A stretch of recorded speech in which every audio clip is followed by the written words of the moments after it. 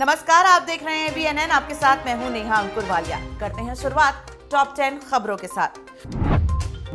बॉलीवुड में अब drug celebrities की खैर नहीं है। नारकोटिक्स कंट्रोल ब्यूरो ने ऐसे करीब 2 दर्जन high profile actor and actresses की लिस्ट तैयार की है जिनके ऊपर एनसीबी कभी भी शिकंजा कस सकती है।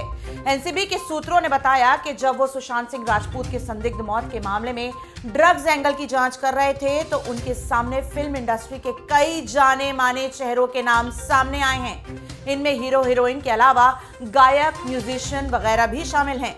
रिया चक्रवर्ती और शौविक सहित कुल 10 लोगों की गिरफ्तारी और उनसे पूछताछ के बाद नारकोटिक्स सिंडिकेट का खुलासा हुआ है। फिल्म अभिनेत्री और महाराष्ट्र सरकार की आंखों की किरकिरी बन चुकी कंगना रनौत को महाराष्ट्र सरकार अब जेल भेजने की तैयारी कर रही है। आधार कई साल पहले अभिनेता अध्ययन सुमन के उस बयान को बनाया जा रहा है जिसमें उन्होंने कहा है कि कंगना भी मादक पदार्थ लेती थी, जबकि कंगना का दावा है कि ड्रग्स लेने की बात अगर साबित हो जाए तो वो मुंबई छोड़ देंगी।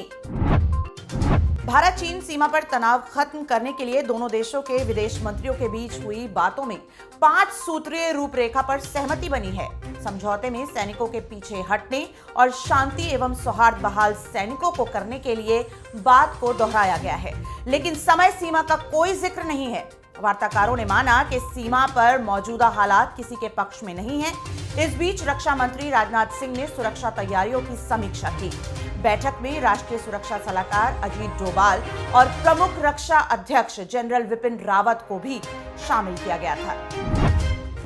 दिनों दिन डूबती नैया को पार लगाने के लिए कांग्रेस ने अपने संगठन में भारी बदलाव किया है। आमतौर पर श्राद्ध में किसी फैसले से दूर रहने वाली कांग्रेस ने अपने 4 दिग्गज महासचिवों को हटा दिया है, जिसमें गुलाम नबी आजाद प्रमुख हैं। पिछले दिनों आजाद सहित 23 प्रमुख नेताओं ने कांग्रेस सुप्रीमो को चिट्ठी लिखकर राष्ट्रीय स्तर से लेकर ब्लॉक स्तर तक चुनाव करने की मांग की थी। बदलाव में प्रियंका वाड्रा को उत्तर प्रदेश का प्रभारी बनाया गया है। बिहार विधानसभा चुनाव के मद्देनजर भाजपा ने कमर कस ली है। भाजपा के अध्यक्ष जेपी नड्डा ने बिहार में सीटों के बंटवारे को लेकर मुख्यमंत्री नीतीश कुमार से चर्चा की। इस बीच महाराष्ट्र के पूर्व मुख्यमंत्री और भाजपा के युवा नेता देवेंद्र फडणवीस भी पटना पहुंचे और मीडिया सेंटर का उद्घाटन किया, जबकि केंद्रीय नागरिक उड्डयन राज्य मंत्री हरदीप पुरी ने दरभंगा पहुंचकर आगामी चुनाव का जायजा लिया। पर्यटकों के लिए एक खुशखबरी है। पर्यटक अब जल्द ही ताजमहल का दीदार कर सकेंगे। कोरोना महामारी के कारण पिछले मार्च से ही ताजमहल लोगों के लिए बंद कर दिया गया था, जिसे 6 महीने बाद फिर दर्शकों के लिए खोला जा रहा है। सरकार ने कहा है कि ताजमहल में सिर्फ उन्हीं लोगों की एंट्री दी जाएगी जो कोरोना से बचाव की सारी सावधानियों का पालन करेंगे। केंद्रीय स्वास्थ्य मंत्रालय ने राज्यों से कहा है कि मेडिकल उपयोग की ऑक्सीजन के अंतरराज्यीय आवागमन पर कोई पाबंदी न लगाए। स्वास्थ्य मंत्रालय ने आगे कहा कि अस्पताल में भर्ती कोविड-19 के मरीजों को ऑक्सीजन उपलब्ध कराना सभी राज्यों और केंद्र शासित प्रदेशों की नैतिक जिम्मेदारी है, जिसे प्रदेशों को ईमानदारी से निभाना चाहिए। सामाजिक कार्यकर्ता और आर्य समाज के जाने माने नेता स्वामी अग्निवेश का शुक्रवार को लंबी बीमारी के बाद निधन हो गया।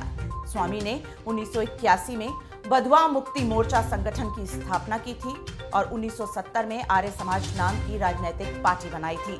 स्वामी अग्निवेश सामाजिक सरोकारों और बधवा मजदूरों के मामले के लिए हमेशा याद किए जाएंगे। स्वामी का विवादों से भी चोली दामन का नाता था।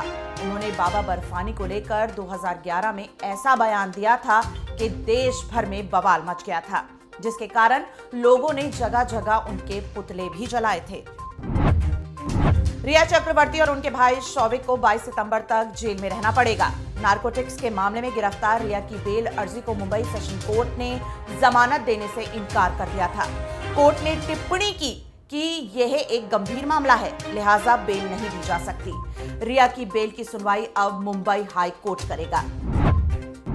कार बाजारों की गिरती मार्केट 9 महीने बाद संभली है। कोरोना महामारी से कार बाजार जहां ना के बराबर कारोबार कर पाए थे, वहीं आज 14% बिक्री की बढ़ोतरी हुई है। माना जाता है कि कोरोना काल में एयरवेज और ट्रेन के बंद होने के कारण निजी आवाजाही के लिए लोगों ने कारें खरीदी। इसी के साथ टॉप 10 में फिलहाल इतना ही। आप बने रहिए ABNN के साथ।